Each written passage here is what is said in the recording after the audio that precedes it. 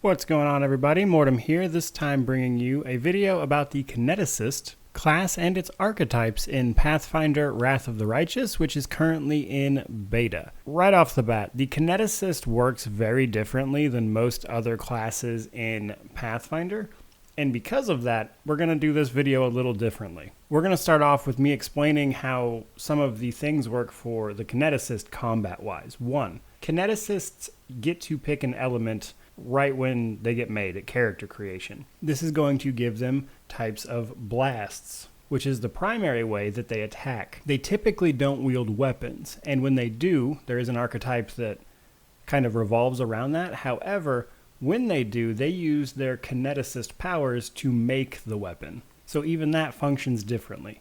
Now, this little combat overview is not meant to be all-encompassing by any means, but it's a brief explanation of how it works for them, simply because it's so vastly different than pretty much all of the other classes. So once you've picked your associated element, it gives you an elemental blast. These are divided into two types of blasts, just right off the bat: physical and energy. And the tooltip will tell you what kind of blast it is. This is important because physical means that it is a ranged attack. Most of your blasts, though there are things that will change these drastically, so I won't say they're specifically just a ranged attack, but more often than not, it's you throwing a blast of some sort at an enemy, essentially. And for a physical blast, that is essentially just a ranged attack roll. Now for the other kind, the energy blast, that is a ranged touch attack. That's important because that goes up against very different kinds of AC, that is to say armor class. A physical blast will just be up against your opponent's regular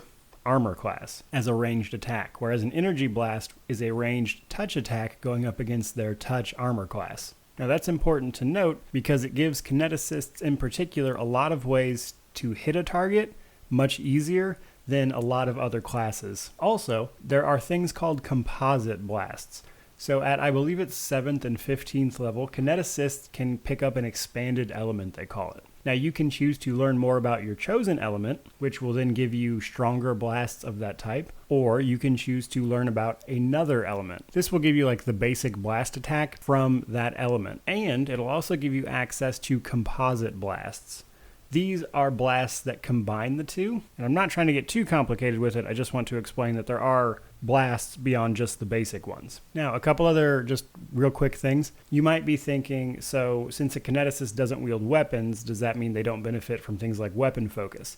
That's incorrect. While you are not dealing with weapons specifically, these are typically just ranged attacks technically, so if you pick up the weapon focus feat, there is an option under there for a weapon type that is just kinetic blast specifically for this class. That's the basics. Now we need to talk about infusions. So before we talk about them, we need to talk about burn. Kineticists, as a bit of a class feature or mechanic, whatever you want to call it, operate on what is called burn. So using these blasts, which are often very strong, can sometimes incur burn if they want to do extra things with them. You can have, as a kineticist, so much burn. Typically speaking, it's 3 plus your constitution modifier, but that does change with some archetypes. Now, burn will actually give your character non-lethal damage that is level dependent that can only be healed by resting. Now, you can't ever kill yourself with this.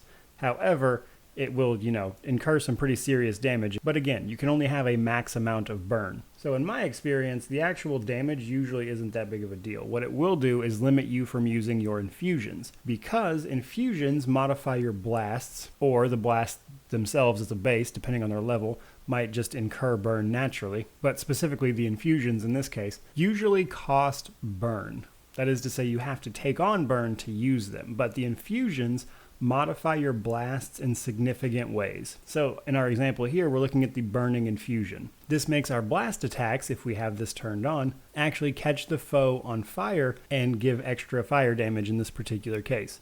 But there's all sorts of stuff for this. This can change the shape of your blast. It can take it from a firebolt or whatever to like a cone attack. It can turn it to a wall effect. It can make it a kinetic blade, like I mentioned earlier, which will then, of course, give you a more melee-focused kineticist. Now again, this isn't meant to be all-encompassing, and each infusion does affect different blasts, but I just want to give a basic overview of how this works. You might be thinking, if you can't get rid of burn unless you rest, you're kind of limited with what you can do per day. Yes and no. So the base class gets access to these gather power abilities. It comes in low, medium, and high. So basically, for an ever-increasing amount of action, that is to say low being a move action, medium being a full round action, and high being a full round action and a move action, you can gather energy or elemental matter, or however you want to think about it, and reduce the burn cost of a blast, and then use that blast. So you'll activate one of these abilities, and then you'll activate your blast, or you'll have them,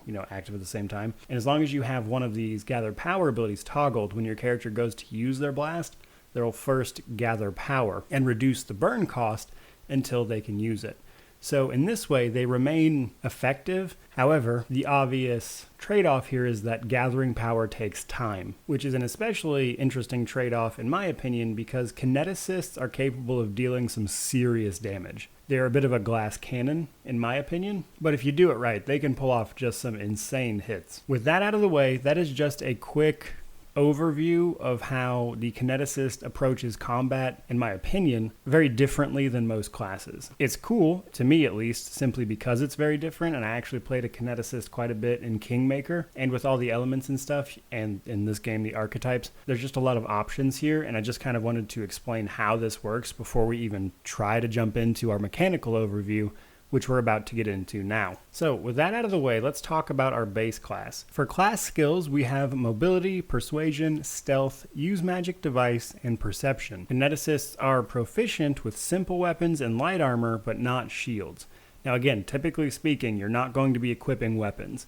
You can if you want to, but a lot of your abilities actually require your hands to be free. Like you can't use gather power if your hands aren't free. But keep in mind, simple weapons, light armor. Now, as I mentioned, we have an elemental focus. This is at level 1 when we pick our element that we focus on. And this is, of course, from fire, air, earth, or water. Now, at 7th level, as I again mentioned, we can pick up an expanded element. We can actually choose the element we originally chose, and this will give us a more concentrated version of our blast, or we can choose to expand that element and take a simple blast from the new element, as well as the new combined composite blast of the two elements that we now have. And then at level 15, we can do this again. And then at level 16, we pick up composite specialization. This will reduce the burn cost of all composite blasts by 1, and it mentions this a lot about not reducing the cost of your blasts below 0, and basically that just means that at no point will a blast be able to return burn to you, or take it away, however you want to put it. And then we come to our infusions. So there are a ton of infusions. I'm not going to go over all of them. Hopefully I will have the list of infusions up on screen right now, but they come in a lot of different forms. They affect a lot of different stuff. Some of them are locked behind archetypes. Some of them are locked behind specific elements. There's a lot going on here. But suffice to say, infusions usually drastically change the way your blasts work in some way at the cost of burn. And then we have our wild talents, which again, hopefully I'll have up on screen here. Wild talents are like feats and magical abilities, but specific to a kineticist. A lot of times they replace them in some ways. For instance, a kineticist can pick up a restoration-based one that is essentially a lesser restoration spell that they can take on burn to use, because kineticists are not spellcasters, or at least not without multi-classing. And that brings us to our metakinesis. So at 5th, 9th, and 13th level, we'll pick up some meta magic, but the kineticist version that costs burn to use. This will again allow us to change our kinetic blasts, but as if we were using the metakinesis options. At 5th level, we pick up the empowered meta magic. At 9th, we pick up the maximized meta magic. At 11th, we actually gain supercharge. Supercharge will allow us to use gather power as a move action and reduce the total burn cost of a single wild talent by 2 points instead of 1.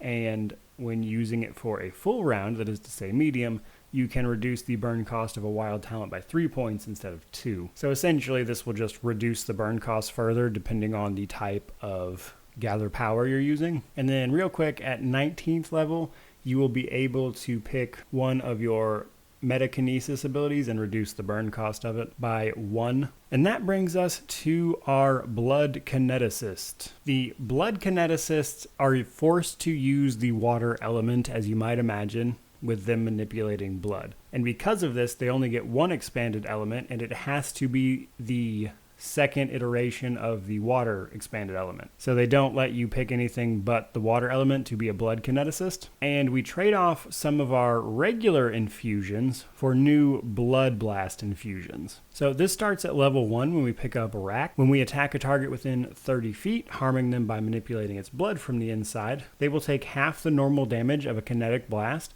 and can attempt a fortitude save to reduce it to 1/4 normal damage, but the damage is untyped and ignores damage reduction. Now, this doesn't actually cost any burn and can be used with water and blood blasts. This is again a type of infusion. And then at 5th level, they pick up bleeding infusion, which will allow them to infuse their blasts with a power that on a failed fortitude save also inflicts some bleed damage and will cost 2 points of burn to use.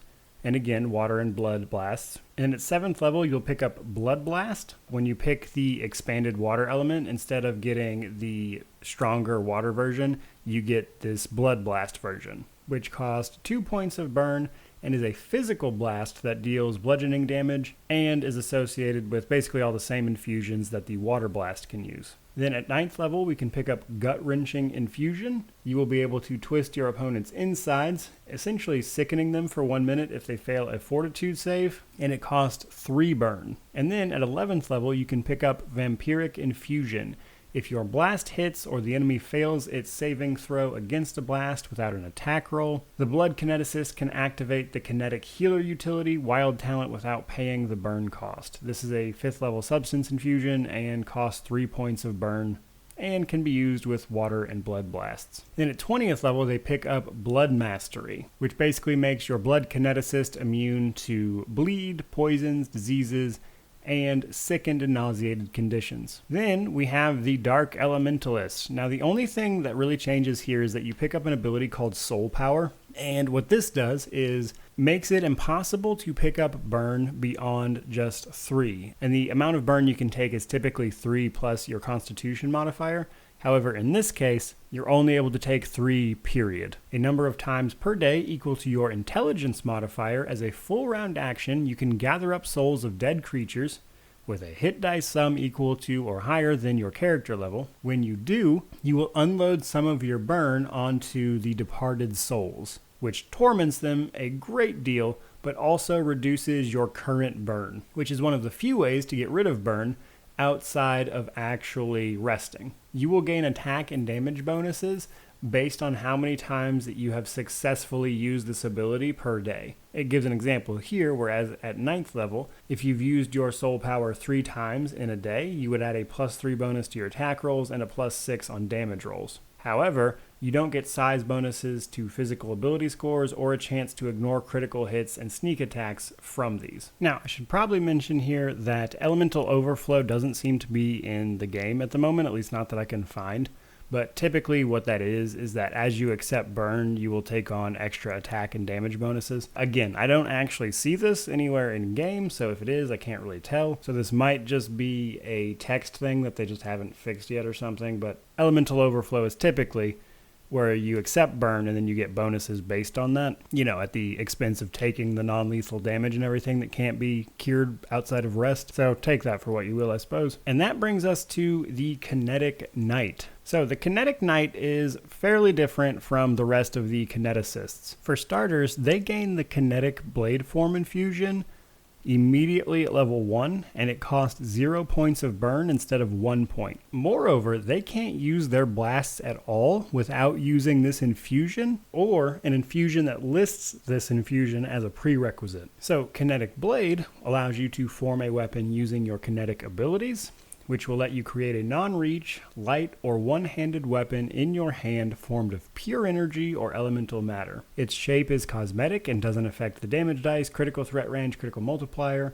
or anything of that effect. But it will allow you to make melee attacks with your kinetic blasts. And also, using it is technically part of another action and doesn't provoke additional attacks of opportunity. This essentially just deals your kinetic blast damage through a sword, or other weapon. And then at 3rd level, the Kinetic Knight picks up Knight's Resolve. Once per day at 3rd level, and then 1 additional time per day every 2 Kinetic Knight levels beyond 3rd. As a standard action, they can spend 1 of their Resolve to remove the Fatigued, Shaken, or Sickened conditions. If you are at least 11th level, you can also remove Exhausted, Frightened, Nauseated, or Staggered. Moreover, whenever you are required to make a Fortitude or a Will save, you can spend 1 of your Resolve as an immediate action to roll twice and take a better result. Now, this ability replaces your Infusion gained at level 3, as well as the Supercharge ability from the base class. Moreover, the Kinetic Knight gets Kinetic Warrior. This allows you to use your Constitution score in place of your Intelligence score when qualifying for combat feats. And this ability counts as having combat expertise for the purpose of feat prerequisites. And then we see Elemental Bastion. At 1st level, the Kinetic Knight becomes proficient with medium and heavy armor and shields, except tower shields, as well as gives us the Elemental Defense ability for our element at 4th level rather than 2nd. This is a defense ability that varies depending on which element you pick, but basically it just gives you some form of defensive bonus that, again, just kind of changes depending on what you have. So as you can see there, the Kinetic Knight focuses mostly on being more of a melee kineticist and using armor. And that brings us to Overwhelming Soul. So this starts with Mental Prowess. This makes it to where you cannot accept burn at all, but you can use wild talents and things that reduce the cost to 0 points, such as, through Gather Power or Infusions, or abilities that just reduce the burn cost in general, and then you'll be able to use those things, but you can't accept burn. At 6th level, once per day, you can reduce the total burn cost of pretty much anything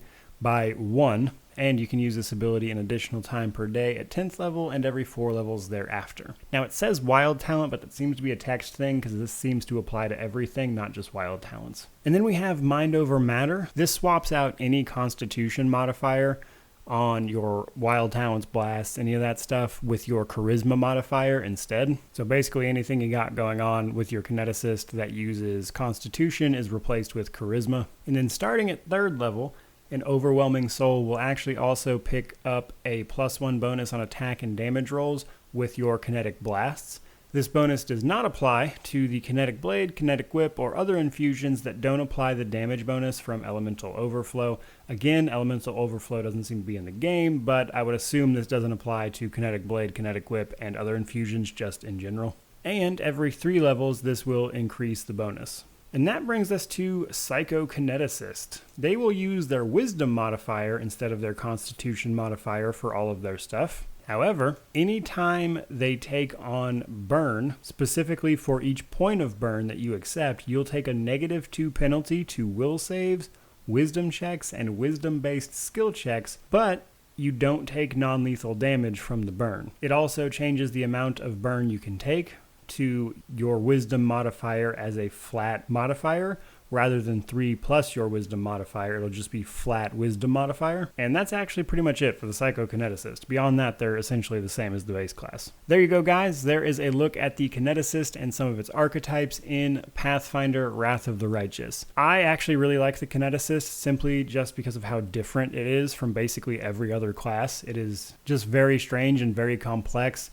with this mechanic of balancing your burn versus just all this stuff you can do. It's just really cool. It stands out just by its very nature, and I'm a big fan. So I hope you guys liked it as well. If you did, or if you didn't, remember to like, comment, subscribe, all that YouTube jazz. But honestly, just thank you guys so much for watching. I really do appreciate it. May you wander in wisdom and have an amazing day.